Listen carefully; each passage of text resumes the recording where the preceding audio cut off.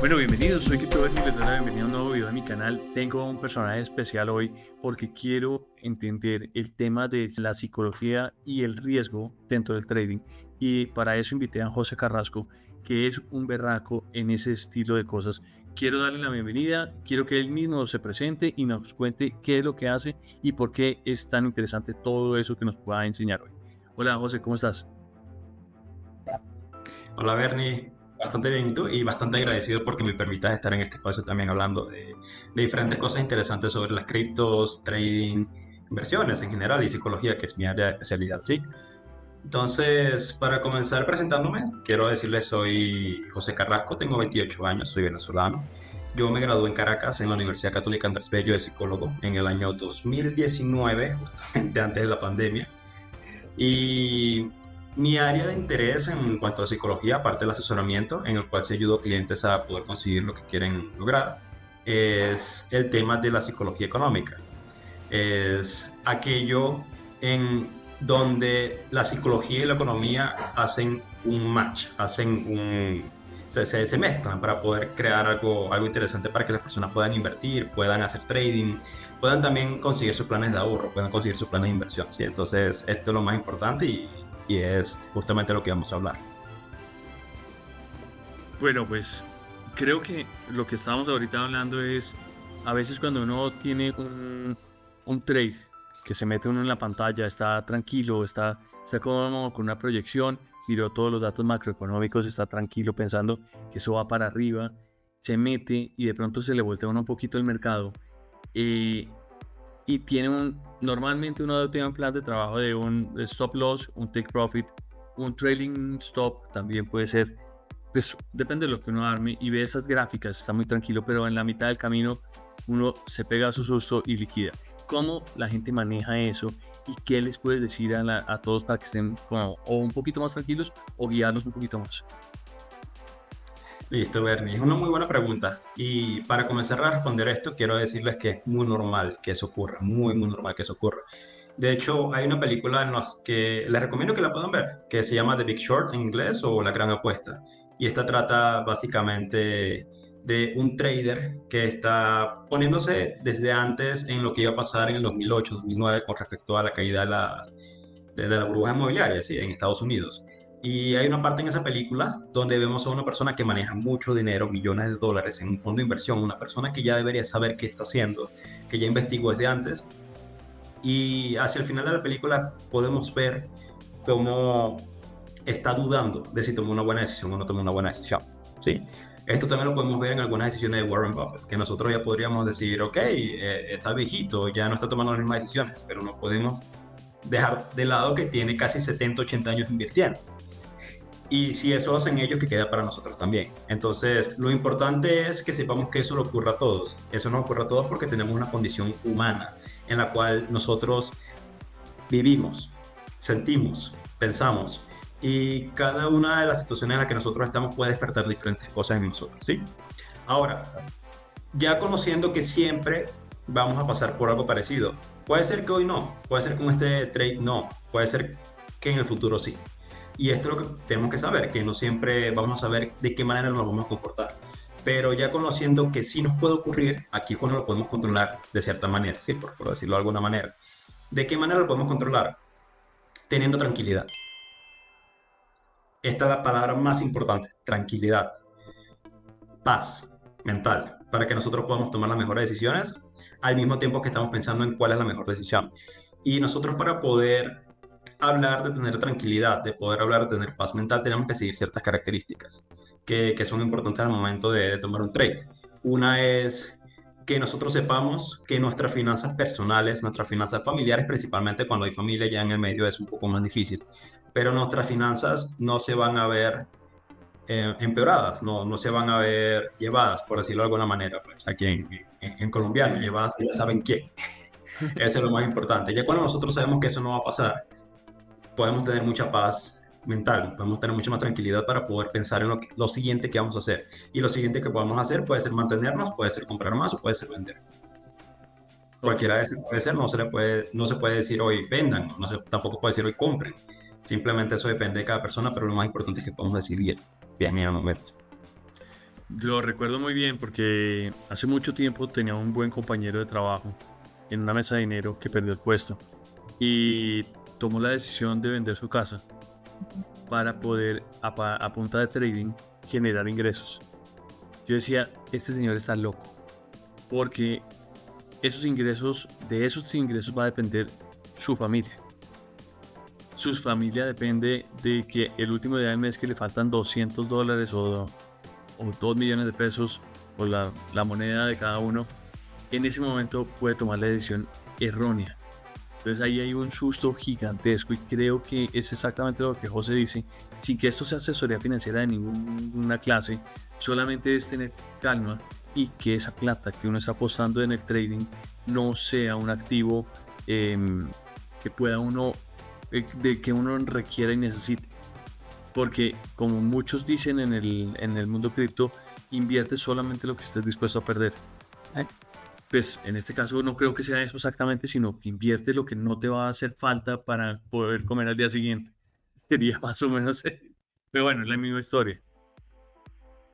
Sí, sí, sí. De hecho, hay algo que yo le digo a mis asesorados y que es sumamente importante, se lo recomiendo a todos. Siempre hay que tener un fondo de emergencia. Y hay que tener un fondo en el que nosotros podamos tener en líquido. Líquido es que no esté invertido. Líquido es, en este caso en Colombia, puede ser en pesos colombianos. Líquido también puede ser en euros. Líquido puede ser en dólares. Lo importante es que sea una moneda convertible que nosotros podamos usar fácilmente.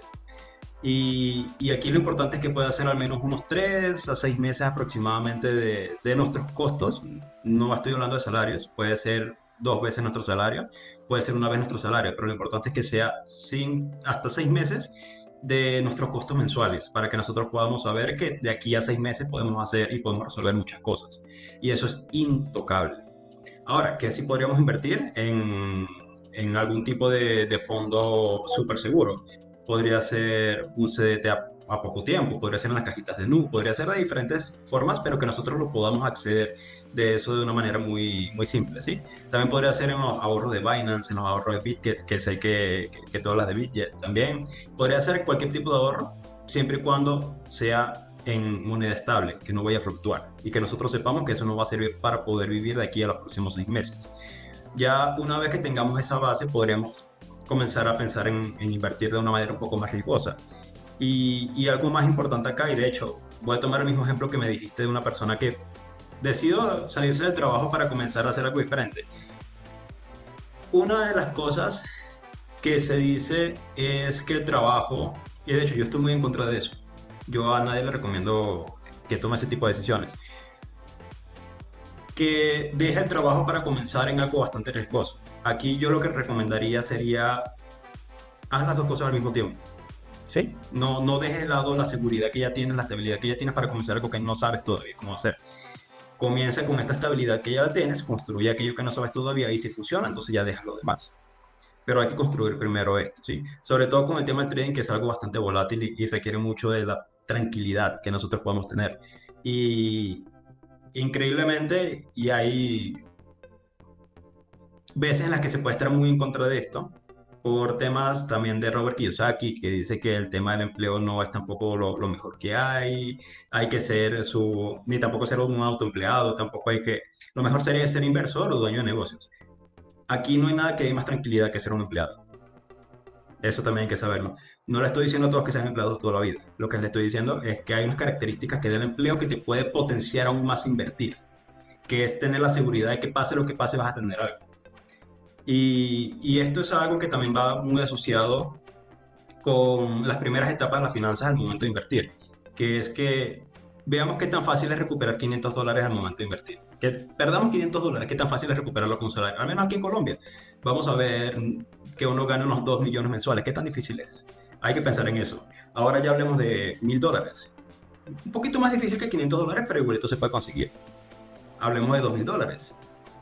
Entonces, ya con esto, cuando nos damos cuenta de esto, podemos continuar invirtiendo, capaz apalancarnos un poquito, pero sabiendo que cualquier cosa, si nosotros perdemos por malas decisiones y aprendemos aquello que tenemos que aprender, va a ser fácil recuperarnos en comparación con una persona que pierde $100.000. Ya aquí estamos hablando de números más grandes y el proceso de recuperación es más difícil. Entonces, es comenzar a ver qué tan importante es, sobre todo en las primeras fases de nuestra inversión, que nosotros tengamos algo seguro, con lo cual nosotros podamos sentirnos tranquilos y sepamos que pase lo que pase, nosotros estemos aprendiendo, nos podemos recuperar fácilmente. Ahí viene una cosa que hablamos el otro día contigo por teléfono, que si tú pierdes, que si tú tienes, no sé, $100 como para que, o $1000 como nos puedan referenciar en diferentes países, tienes $1000 y pierdes el 30% de tu inversión por una mala inversión, por un riesgo que no, pues que no pusiste un stop loss o que lo pusiste lejos y lo perdiste. Entonces ahora tienes 700. ¿Qué tan difícil es volver a esos $1000? Volver a esos $1000 es generar un 50% más de tus $700. Es, para llegar allá necesitas 300, pues el 50% de 700 son $350. Entonces, para poder volver al punto de equilibrio de los $1000, tienes que generar un 50% de utilidad, cuando ya habías perdido el 30%. Entonces, no es lo mismo 30% de pérdida como 30% de ganancia. Es muy difícil ganar. Y tienes toda la razón, José, porque cuando uno se sienta a trabajar y consiguió un trabajo que se ganó $1000 al mes, pero toma la decisión de apostarle en Bitget o en cualquier exchange o en acciones o lo que sea, toma la decisión de invertir y pierde plata, tiene que saber que esos $200, $100 que perdió, qué tan difícil fue hacerlos en ese mes. Trabajó todo el mes para ganarse $2000 o $1000, no sé, para poner cualquier ejemplo o cualquier. ¿Qué tan difícil es volver a llegar a ese punto donde esos $100 vuelvan a entrar al portafolio? Sí, sí, y aquí ya estamos hablando de algo que ocurre entre vamos a decir, las grandes ligas y las pequeñas ligas, ¿sí? Hay una frase que a mí me gusta mucho, que de hecho la conocí por experiencia propia de mi país, que es, no hay nada más cobarde que $1.000.000. Y ya cuando nosotros entendemos y vemos cuál es la realidad, que perder $100 no es lo mismo que perder $1.000.000. Nunca lo va a hacer, porque la manera en la que nosotros nos podemos recuperar de $100 es consiguiendo cualquier trabajo medianamente pagado. Unos cuantos días o capaz un mes, principalmente una semana de trabajo, y ya podemos volver a recuperar esos $100. ¿Sí? Pero ya recuperar $1.000.000 es mucho más difícil. Entonces eso hace que las personas que ya estén en las grandes ligas, por decirlo de alguna manera, que ya inviertan miles, cientos de miles de dólares, millones de dólares, tengan mucho más cuidado y sean más precavidos al momento de invertir, pero también sean más agresivos al momento de salir de una inversión. Y esto es algo que tenemos que entender también, en qué fase nosotros estamos, qué tan fácil es para nosotros recuperar nuestra pérdida, qué podemos necesitar para recuperar una pérdida, ¿sí? Porque una persona que pierde el 50%, vamos a poner el 30% de la inversión de $1.000.000, está muy difícil que lo vaya a ganar, a recuperar trabajando en un empleo. Ya aquí estamos hablando de que va a tener que ser más paciente, de que va a tener que invertir de otra manera. Ya estamos hablando de que la recuperación es a través de inversiones nuevamente. Ya aquí no es tanto un aprendizaje, sino que es una pérdida un poco más dolorosa.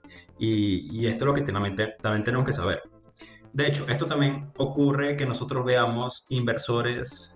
Hay un inversor que dijo ciertas cositas sobre Bitcoin de las cuales yo no estoy de acuerdo. También entiendo que él tenía casi 99 años, ya él está muerto. Es Charlie Munger, que era la mano derecha de Warren Buffett. Hay muchas cosas con las que yo no estoy de acuerdo con él.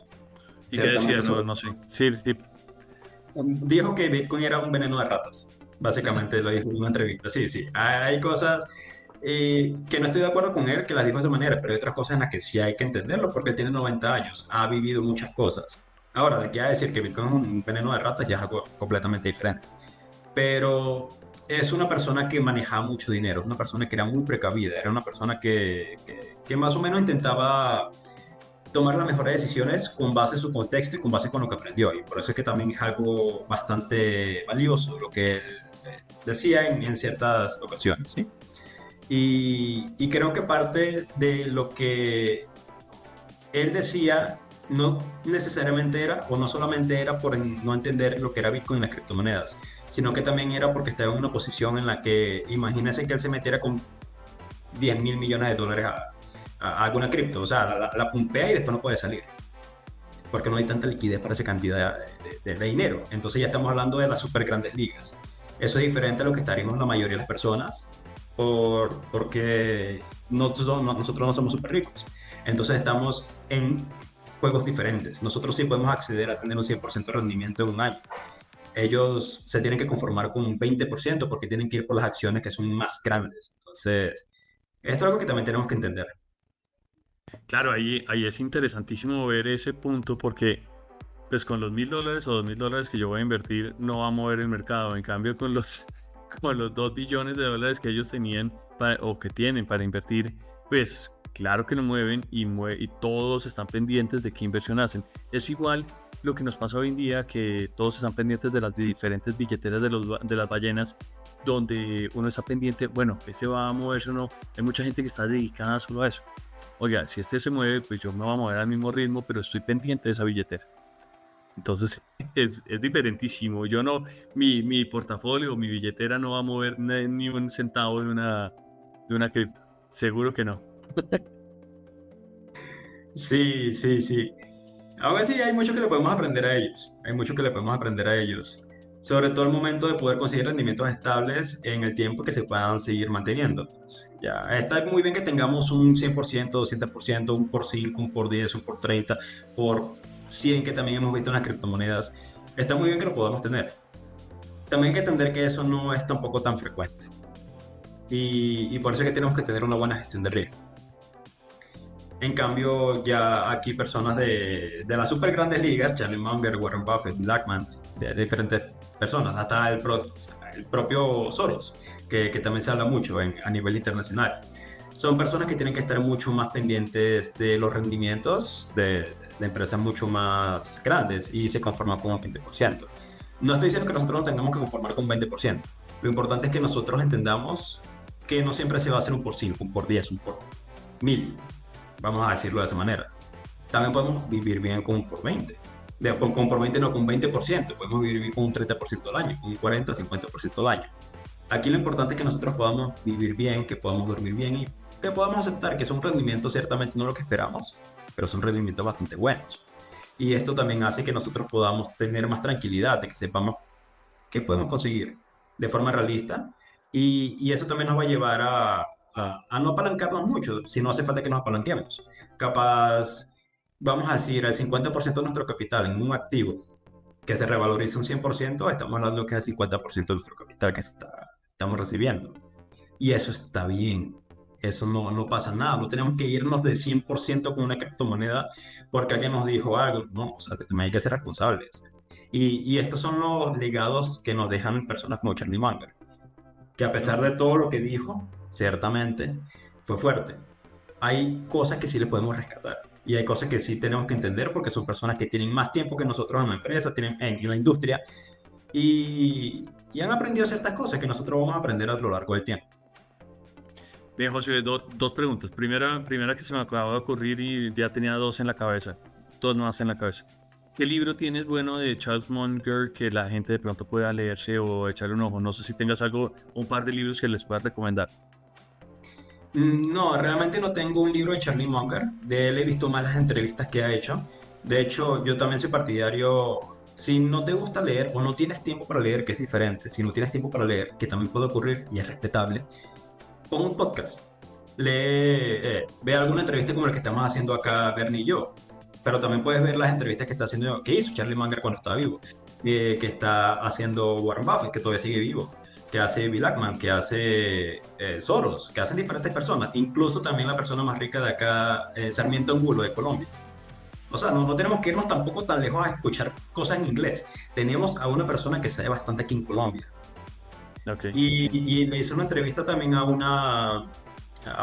un periódico. No recuerdo cuál es, pero sí lo hizo una entrevista, creo que fue hace 3 años, donde habla de diferentes cosas. Eso también enseña mucho. Sí, eso también enseña mucho. Ahora, al momento de libros, hace poquito leí uno que es La psicología del dinero, The Psychology of Money. Ah, buenísimo. Yo lo estoy Buenísimo. leyendo, la verdad lo tengo de a poquito.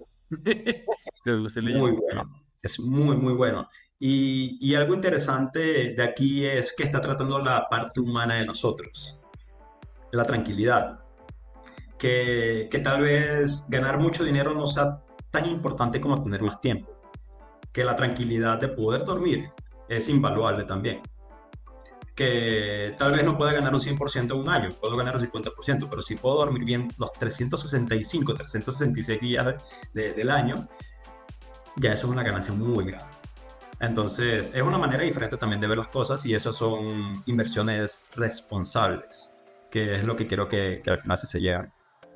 Uy, no, eso sería genial uno poder dormir bien, porque muchas veces sí hay angustias, hay gastos de más que uno llega, pues me pasa a mí mucho, ver el portafolio, ver mis ingresos y contra mis egresos y ver que está uno muy en la raya, pues qué susto. Pero bueno, te tengo otra pregunta. Eh, ¿Qué nos puedes hablar? En el mundo cripto hay un tema que a mí me causa mucho estrés, es la volatilidad. Hoy puedo estar ganando 20%. Estoy feliz porque se lanzó el bull run y ya mañana voy a ser millonario. Pero mañana no soy millonario sino estoy perdiendo otro 10%. Y pasado mañana estoy ganando otra vez el 30% y eso es así. Muy, muy fuerte la volatilidad. Porque tú ves en las acciones o en la renta fija, que es donde yo trabajo full time, la volatilidad existe. Hay hay manejos que se pueden dar, pero la volatilidad que hay en las cripto es muy difícil de manejar y creo que es algo que uno debe tener con cuidado. ¿Qué nos puedes recomendar al respecto de esa volatilidad y cómo manejar el portafolio o las inversiones? Listo, Henry. Sí, aquí tengo que decir un poco de experiencia propia también. Yo invierto también en acciones y en ETFs. De hecho, principalmente uno de los que estoy invirtiendo ahorita es el del Nasdaq, que se llama QQQ. Es el ETF del Nasdaq. Y ahí los movimientos más grandes vienen siendo un 5% al día.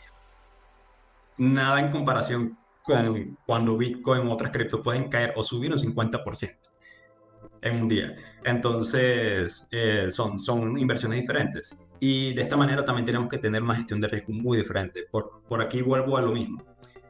¿Qué pasa si una cripto se va a cero?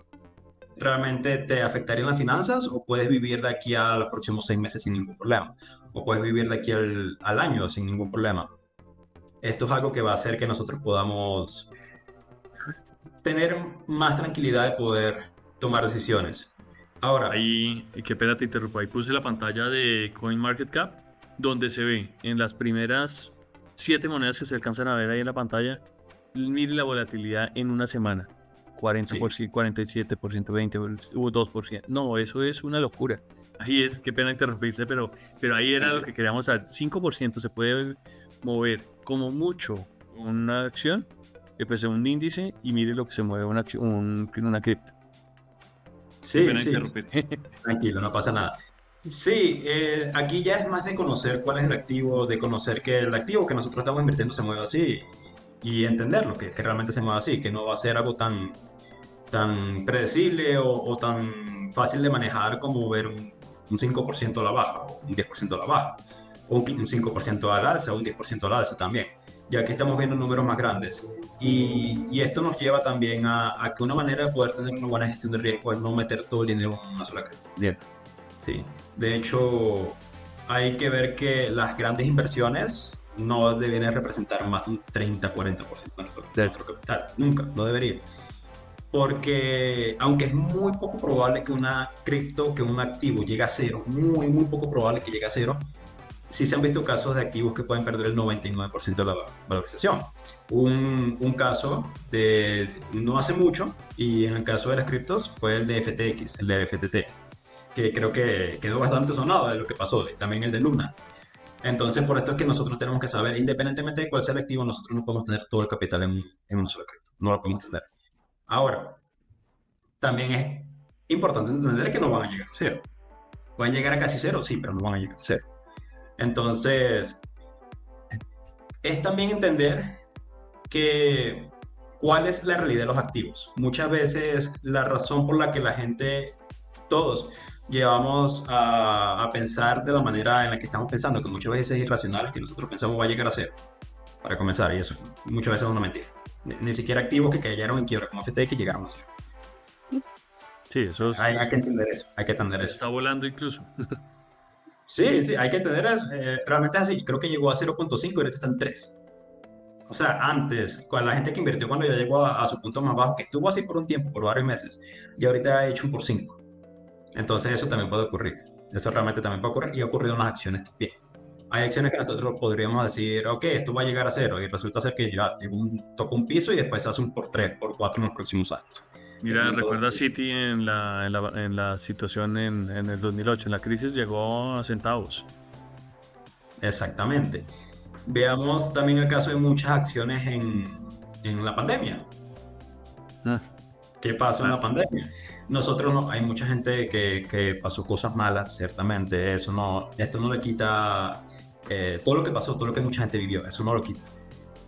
Solo que también hay que hablar de que había mucho miedo en el tema de las acciones y apenas nos dimos cuenta de que, ok, capaz nos vamos a quedar aquí un año, 2 años, 3 años capaz. Y ya todo va a volver, no tanto a la normalidad, pero sí muy cercano a la normalidad. La gente va a seguir consumiendo Coca-Cola, la gente va a seguir comprando Bitcoin, teniendo Bitcoin. La gente va a seguir eh, fumando tabaco, por en el caso de BTI, de British American Tobacco, la gente va a seguir comprando gasolina una vez que ya todos podemos salir, para comprar el caso de Ecopetrol, en el caso de Occidental Petroleum. La gente va a seguir comprando zapatos, ropa, la gente va a seguir comiendo, la gente va a seguir viviendo, esta es la palabra. Pero todos pensamos, ok, ya se acabó el mundo, todo se va a acabar y todo eso. Y al mismo tiempo estamos sintiendo hambre. ¿Y qué estamos pensando? En una hamburguesa en McDonald's. Pero resulta ser que estoy vendiendo McDonald's porque pienso que todo se va a ir. Al carajo, Al sí. final son ese tipo de cosas, que son temas irracionales. Y eso lo podemos ver también en otro tipo de situaciones. En la actualidad, algo que está afectando mucho a las criptos es la parte geopolítica, con cosas que están pasando en el Medio Oriente. No voy a andar mucho más en eso. También tenemos que pensar realmente de qué manera va a afectar eso a las criptos. Está afectando ahorita, está afectando, ciertamente, sí, sí lo está haciendo. Pero pensemos realmente, en realidad, de qué manera va a afectar eso a las criptos. Y vamos a ver que no es tan fácil decir algo. Y como no es tan fácil decir algo, entonces estamos pensando, ya podemos ver que es un sentimiento irracional del mercado. Y no tenemos que caer en eso. ¿Qué tanto porcentaje tienes tú de tu portafolio de inversión en criptomonedas? Mira, aquí sí tengo un porcentaje un poco alto. Tengo, vamos a ponerle, la última vez que saqué el porcentaje era un 67-68%. Eso significa que tengo un 32-33% de liquidez. Ok. Y eso es solamente en cripto, ¿sí? Ahora, de ese 33% de liquidez, una buena parte también la tengo en acciones. No tanto en liquidez, sino que la tengo en acciones. Aquí la estoy contando en mi fondo de emergencia. Mi fondo de emergencia no tiene nada que ver con esto. Está completamente aislado y por eso es que yo puedo invertir de la manera en la que estoy invirtiendo, ¿sí? De mi portafolio de inversión en criptos específicamente, lo tengo dividido de varias maneras. Lo tengo en Bitcoin, lo tengo en Hive, que es una cripto en la que yo invierto mucho. De hecho, yo soy uno de los más grandes inversores aquí en Colombia de Hive. Y dentro de la plataforma de Hive hay diferentes criptos en las cuales también estoy invirtiendo. Entonces estoy un poco diversificado. Eso sí, las dos más importantes, que de hecho se van peleando entre ellas, son Bitcoin y Hive. En algún momento Hive está por encima en cuanto al valor de mi inversión y en otro momento está Bitcoin por encima en cuanto al valor de mi inversión. Ahí se van peleando entre las dos. Oye, pero bueno, aprovechemos que ya habíamos hablado que me ibas a contar qué era eso. Aprovechemos este momento y me cuentas qué es Hive. Así sea esos 12 o 13 minutos, pero cuéntanos. Chévere, chévere. No, bueno, creo que esto va a ser algo para hablar en otro momento de forma mucho más Profunda, extendida, ¿no? de forma mucho más extendida, pero de forma muy, muy resumida, estamos hablando de que es una plataforma de red social en la cual nosotros podemos bloguear, podemos publicar videos, podemos publicar microblogs, podemos publicar al estilo Twitter, al estilo Instagram, al estilo Facebook, pero también podemos jugar, hay videojuegos basados en NFT también. Y está muy abierto al tema de las inversiones, también tiene sus propios DEX, que son Decentralized Exchange, ¿sí? En las cuales es la comunidad básicamente la que se encarga de poder manejar el tema de los cambios, a través de colocar liquidez o a través de colocar diferentes órdenes. También tiene su tema de las finanzas descentralizadas. Ahorita se está viendo si se pueden hacer préstamos. Todavía es algo que no se está muy bien colocado, pero sí se puede. Y de hecho, esa tiene dos tipos de criptos. Está la cripto que es Hive, que es la más volátil. De hecho, la podrías buscar ahí en cualquier momento como Hive, HIV pequeña E, slash USDT. Está en Binance y en diferentes otras. Y también está la moneda estable. Esta sí, creo que está solamente en Upbit. Antes estaba en Bitrex, pero ya sabemos el caso de Bitrex que quebró y cerró, lamentablemente. Ok, ya la estoy buscando a ver si la encuentro para ver si... Chévere. Ah, pero en Bitget no la tenemos. Tengo ahorita solamente Bitget abierto. No tengo No Binance. pasa nada. Entonces voy a tener que hablar con la gente de Bitget para que lo vayan a comenzar a colocar. No, es importante que también lo puedan tener, porque es una moneda que está comenzando a agarrar cada vez ¿Es, más. ¿Es un Layer 2 de Ethereum o qué es No, uno? es su propia chain. Bueno, Hive es su propia chain. Y ahí se pueden hacer dApps, aplicaciones descentralizadas y diferentes otras cosas, pero sí es su propia chain.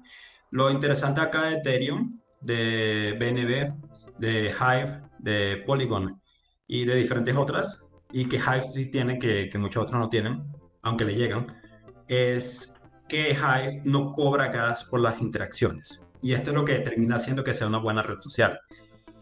Nosotros no podemos estar pagando por cada vez que vayamos a publicar. Eso simplemente es una mentira que nosotros vamos a estar pagando para poder publicar en una red descentralizada. Entonces, aquí, si bien sí se utilizan recursos, no se utilizan en forma de gas como si los Ethereum y BNB. Esto termina haciendo que nosotros le podamos enviar, que podamos hacer transacciones completamente gratuitas. Y aquí es donde está la parte más importante. wow, Sí, pues está sí. bueno. Pero, bueno, pero ahí aprovechamos que estamos hablando de eso. Cuando uno ve, de pronto uno de los problemas que tiene XRP, que a mí me encanta, es que los costos son muy bajitos. Ujú. Entonces, los ingresos al proyecto son muy bajitos. O los ingresos de Ripple de ingresos de, no sé, pues, bueno, pero uno de los beneficios o de las cosas que le funcionan a Ethereum es que la comisión que uno paga por una transacción es alta y esa plata le entra al proyecto.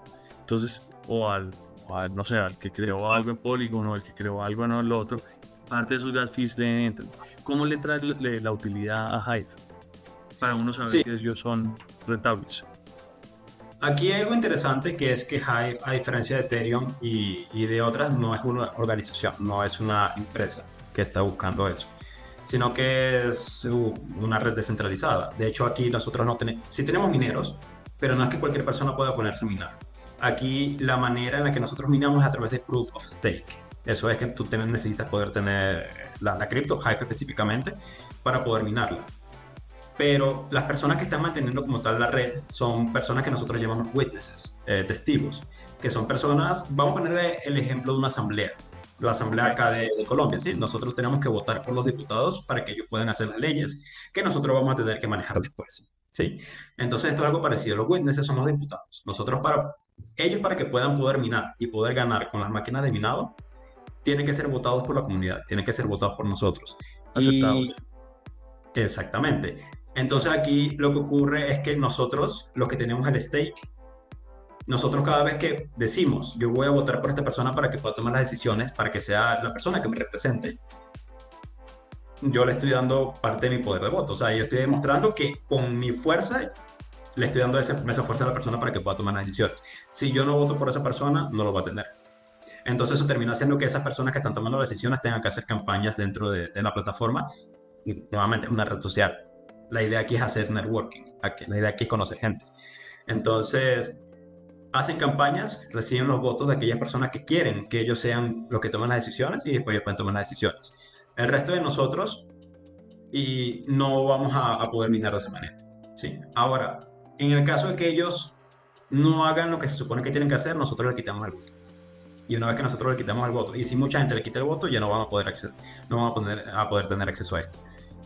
El tema de los witnesses, hay máximo 100 personas y pueden, de hecho yo he visto como hay personas que están cambiando, que antes eran witnesses y ya no lo son, por diferentes Ok. temas, porque dejaron la plataforma, porque ya no estaban poniéndole tanto ímpetu a que la gente siguiera contenta, porque tomaron decisiones que la gente no estaba de acuerdo con que las tomaran y perdieron el estatus de witnesses y se fueron de la plataforma. Okay, eso puede ocurrir, pasa en política, Sí, bueno, pasa en bien, política. Ah, pues para no prolongarlo mucho, pero sí se me hace chéverísimo. ¿Esto de dónde es? ¿Este proyecto dónde fue creado? ¿Quién es el director o quién fue el que lo creó? ¿Y cuántos holders o más o menos cuánta plata hay en TVL o cuánto hay invertido en Hive? listo. La historia de Hive comienza con Steemit. No sé si habrá escuchado sobre Steemit antes. No, Ok, no. es básicamente la madre. Algunos dicen la primera, para mí es la madre de Hive es Steemit.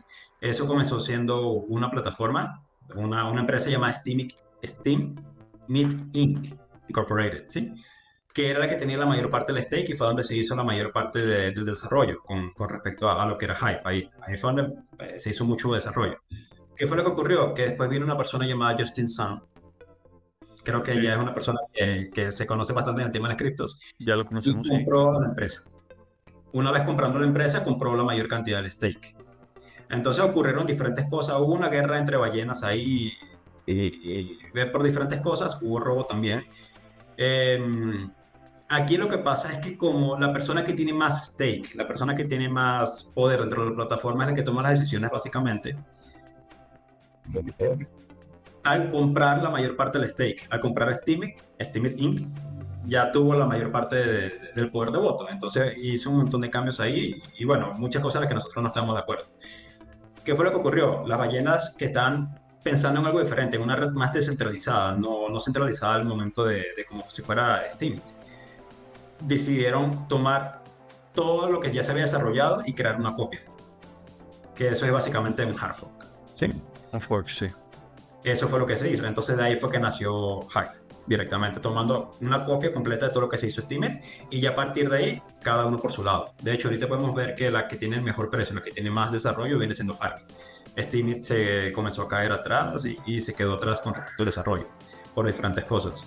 Entonces ese fue básicamente el inicio de Hive. Y un dato curioso, es el primer hard fork que ha tenido más relevancia y más importancia y ha tenido más desarrollo que la madre del hard fork.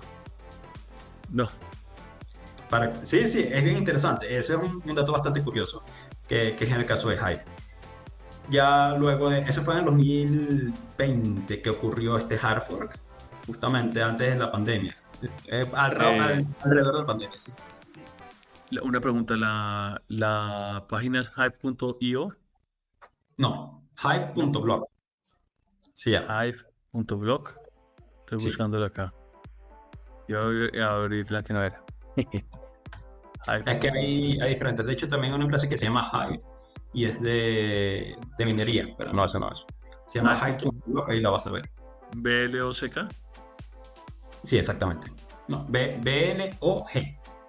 Ah, blog. Blog. Sí, Ah, sí, exactamente. blog. Iba a abrir una que no era. Tranquilo. HIBE.blog. Ok, ya estoy adentro. Ya estoy adentro, Listo. ya la voy a chismosear antes de compartirle a la gente. Como quieras, como quieras, como quieras. Al final. Pues ven a ver y se las ponemos para que conozcan qué es lo que estamos hablando. Aquí. ¿Es esta? Déjame ver. Eh, Esa misma es. Sí. porque Esa Hype.io es. tiene el mismo logo. O un logo similar. Puede ser una DApp. Puede ser una DApp también. Porque aquí hay diferentes. Está PEAK, PEAKD.com, que también es una plataforma. Es como decir el front-end del mismo Hive. Hay que Ok. saber que esta es la manera en la que nosotros lo vemos. Una de las maneras, porque también está Essence, está PEAK, hay diferentes, está Tracepeak, pero al final todos dan la misma información. ¿Sí? Son diferentes maneras de verlo, de una más amigables para el público, pero la información que está ahí es la misma. Cada uno de esos artículos es información que está en el bloque de Hive, en uno de los bloques de Hive. Y aquí es donde nosotros podemos ver de qué manera las personas escriben. Por ejemplo, ahí está una que dice Dragon Evolution en email, en Alpha Bio Cell News. Una persona que está hablando de algo parecido. Distriator es uno de los nuevos proyectos que hay acá, que básicamente está impulsando que las personas pudieran pagar con Hive y con HBD y recibir un cashback a cambio. Ahorita es el 25% de cashback. Es bastante Ok. alto. Yo personalmente estoy buscando que lo bajen a 10 porque hay que ser sostenible. Entonces, pero igualito. Es una de las aplicaciones que se está buscando para que las personas puedan pagar más con HBD y con Hive. De hecho, en Venezuela se está usando mucho. La gente está pagando con ese cripto. Bueno, vale, José, no, pues no alarguemos más la charla. Te agradezco muchísimo el tiempo. creo que es interesantísimo entender este tema de manejo de riesgo, manejo psicológico del trading, manejo de decisiones personales en las inversiones, de proyectarse uno hacia el futuro y tener un tema de cuidar su propio portafolio antes de arriesgarlo.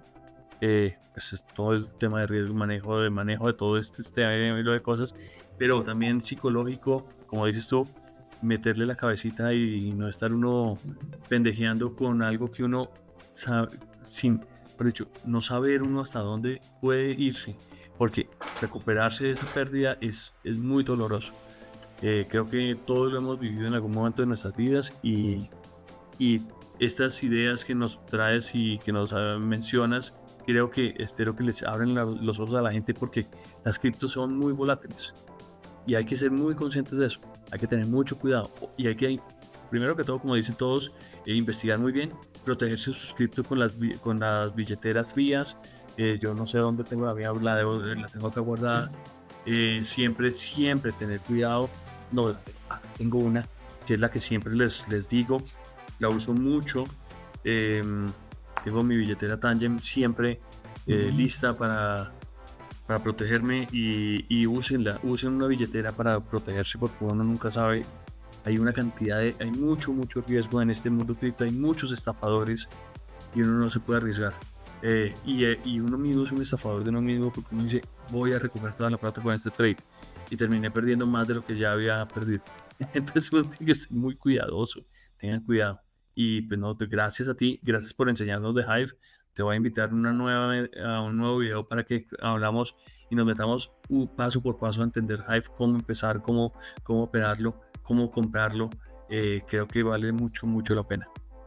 Listo, va. Sí, de hecho, también si quieres, podríamos coordinar una entrevista con uno, no de los fundadores, pero sí de los desarrolladores más importantes de Hive, que él podría dar mucho más información sobre diferentes cosas que yo no manejo, como en el caso del desarrollo. Yo no soy programador, yo soy psicólogo. Entonces, yo puedo hablar de inversiones, yo de eso sí hablo, pero al momento de desarrollar, al momento de una proyección más a futuro del desarrollo en Hive, yo no soy el indicado. Y hay que ser consciente que yo no soy el indicado, entonces por eso. Busquemos la persona indicada. Exactamente, sí. Y vamos a ver para cuándo se podría coordinar, porque sería bien interesante también que él pudiera hablar. Ahora, ya volviendo al tema de las inversiones, algo que también quiero que quede muy claro, independientemente de si es en Hive o en otro lado. Y algo también que dijiste que fue el tema de las estafas. Si algo suena muy bonito para ser verdad, es porque seguramente es mentira. Es una máxima. Otra máxima, y esta yo la sigo mucho: el dinero está mucho mejor conmigo que en otra persona. Yo confío y todos deberíamos trabajar para poder confiar en nuestras habilidades de poder manejar el dinero. Una vez que nosotros soltamos el dinero, confiamos con que la otra persona no lo puede regresar. El dinero está mucho mejor con nosotros. Y si nosotros podemos invertir en criptos o en acciones, está bien. Pero son decisiones de nosotros y nosotros las podemos vender cuando queramos. Están bajo nuestro poder. Y hay que pensar en esto para evitar estafas. La otra, y es una máxima de vida también: la tranquilidad es lo más importante. Si nosotros no podemos dormir bien, esa no es la vida. Si nosotros estamos preocupados todo el tiempo viendo el precio de las monedas que nosotros tenemos, de las acciones que nosotros tenemos, de las criptos que nosotros tenemos, esa no es la vida.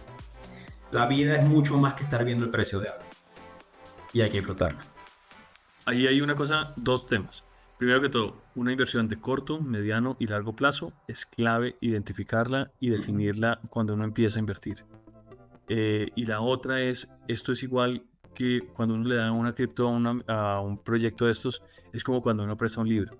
Muchas veces uno está seguro que se lo van a devolver y normalmente nunca le devuelven el libro.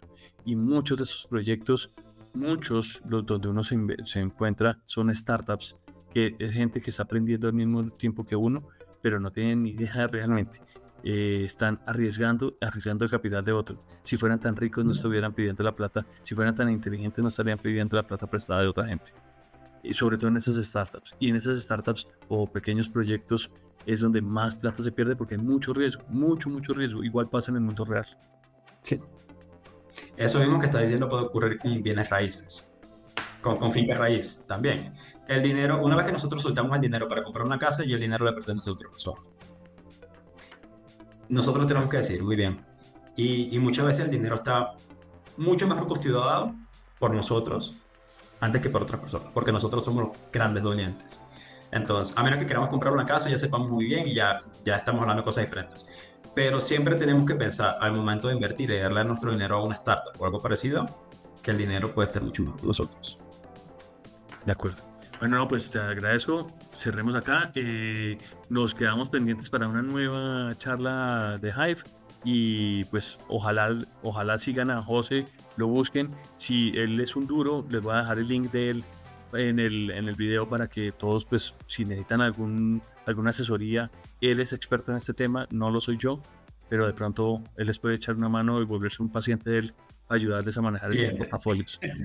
Bueno, José, muchas gracias y pasa una muy buena noche. Muchas gracias por tu tiempo. muchas gracias a ti por todo. Pues hasta luego. Chao, Bueno, cuídense. chao, buenas noches.